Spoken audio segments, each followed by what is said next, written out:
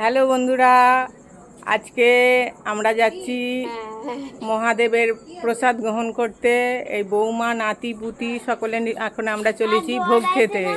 আর আমাদের সঙ্গে আপনারাও চলুন খিচুড়ি খেতে। খিচুড়ি সব দলবল বেঁধে বেরিয়েছি, এই যে বেরিয়ে পড়েছি। এখন আমরা যাব খিচুড়ি খেতে।